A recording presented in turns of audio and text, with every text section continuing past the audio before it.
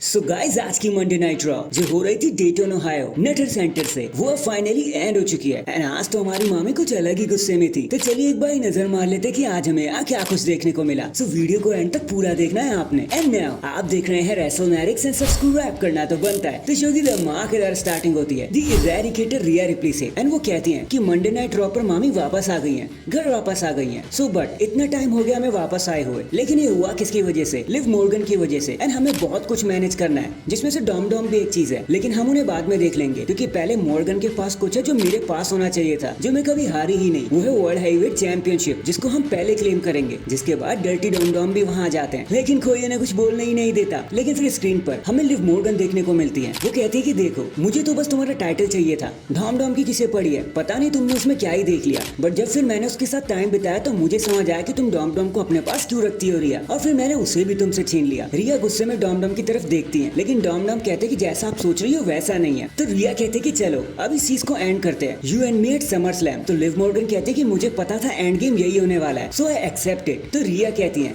कि बेटा summer slam में मैं तेरा किस्सा ही खत्म कर दूंगी। एंड रिया रिप्ली वहां से गुस्से में चली जाती है। डॉम डॉम उन्हें चेस करते हुए नजर आते हैं, लेकिन रिया रिप्ली उन्हें फुल इग्नोर मारती है। नेक्स्ट हमें नाइट का सबसे पहला मैच देखने को मिलता है, which is Sheamus versus Bronson read. जहाँ बताने के लिए कुछ खास था नहीं, लेकिन शेमस अपने मैच को बड़ी आसानी से जीत जाते हैं। पर ब्रॉन्सन रीड जब उसके बाद अपना खेला कर रहे होते हैं तो वहाँ पे पीट डाउन आ जाते हैं और उल्टा वही शेमस को मारने लग जाते हैं कि भाई ये क्या हो गया। बस यहीं से बढ़त मिल जाती है ब्रॉन्सन रीड को, और इसी उधेड़बुन में ब्रॉन्सन रीड एक ओपनिंग देख लेते हैं और शेमस के ऊपर एक सुनामी लगाने में कामयाब हो जाते हैं। और पीट डन कहता है भाई मैंने तो कुछ नहीं किया। देन एक मेगा बैकस्टेज सेगमेंट के बाद जो कुछ ज्यादा ही बड़ा था, हमें देखने को मिलता है एक सिंगल्स मैच वुमेन्स की तरफ से, Zelina Vega versus the returning Sonya Deville. अब यहाँ पे बताने के लिए कुछ हुआ नहीं, एक ही झटके में सोनिया डेविल मैच को जीत जाते हैं 2 मिनट के अंदर। बट मैच के बाद जब सोनिया डेविल एंड उनकी टीम ज़ेलिना वेगा को मार रही होती है कि तभी कटाना चांस केडन कार्टर ने लायरा वेलकारिया आकर ज़ेलिना वेगा को बचा लेते हैं और उन्हें पिटने नहीं देते। नेक्स्ट एक बैकस्टेज सेगमेंट के बाद हमें the world champion Damien priest देखने को मिलते हैं, जिन्हें एक बहुत बड़ा ओवेशन मिलता है। इस बार थोड़ा अच्छा सा वो रिंग में आते हैं और सबको राइज करने को कहते हैं, जिसके बाद वो गंथर को कॉल आउट करते हैं। तो गंथर भी वहाँ पर आ जाते हैं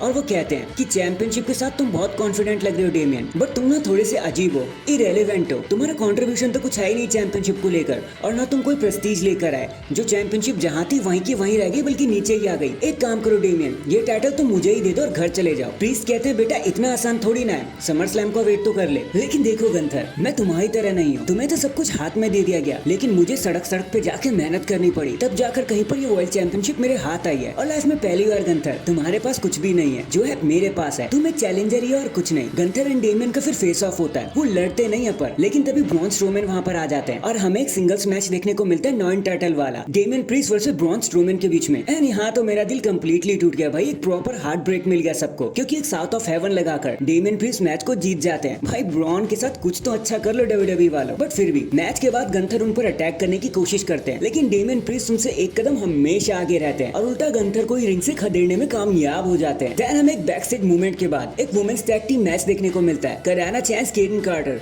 वर्सेस ज़ोई स्टार्क एंड शेना बेजलर। बताने को यहाँ पे ज्यादा कुछ खास है नहीं, ज़ोई एंड शेना मैच को बड़ी आसानी से जीत जाते हैं। नेक्स्ट हमें Adam Pearce and Drew McIntyre के बीच में एक सेगमेंट देखने को मिलता है, जहाँ एडम कहते हैं कि ड्रू मैं तुम्हारा सस्पेंशन भी हटा दूंगा और समर स्लैम में तुम्हें सीएम पंक भी मिलेगा, लेकिन उससे पहले तुम्हें हमारे ऑफिशियल से माफी मांगनी पड़ेगी। जिस पर ड्रू मैकिंटायर कहते हैं कि भाई अब तुम मुझे शर्मिंदा कर रहे हो। तो एडम कहते हैं कि अगर तुमने ऐसा नहीं किया तो तुम सस्पेंडेड ही रहोगे और ना तुम्हें कोई मैच मिलेगा। तो ड्रू को गुस्सा आ जाता है और वो कहते हैं कि भाई सब मुझे स्क्रू करने पर ही क्यों तुले हुए हैं। एंड वो ऑलमोस्ट एडम को मारने ही लगते हैं कि तभी सेथ रॉलिंस वहां पर आ जाते हैं और ड्रू के साथ लड़ने लगते हैं और ड्रू को ललकारते हैं कि आजा बेटा मैं तेरा गुस्सा उतारता हूँ, लेकिन ड्रू उनसे लड़ने नहीं आते और वहां से चले जाते हैं। जिसके बाद सेथ पैट मैकैफे के पास जाके गाना गाने लगते हैं, एंजॉय करने लगते हैं। इसके बाद हमें जे उसो वर्सेस डॉम डॉम के बीच में एक अजीब सा सिंगल्स मैच देखने को मिलता है, जहाँ बताने के लिए ज्यादा कुछ खास है नहीं। लिव मॉर्गन वहाँ भी आ जाती है, बट उनके पीछे पीछे रिया रिप्ली भी आ जाती है, जिनको देखकर लिव मॉर्गन भाग जाती है और रिया रिप्ली डॉम डॉम से कहती है कि बेटा जा आगे मैच में लड़, रिंग के अंदर जा। तभी जे उसो अपना एक स्पीयर और स्प्लैश लगा देते हैं और मैच को जीतने में कामयाब हो जाते हैं। नेक्स्ट हमें चैट गेबल दिखाए जाते हैं, जो कहते हैं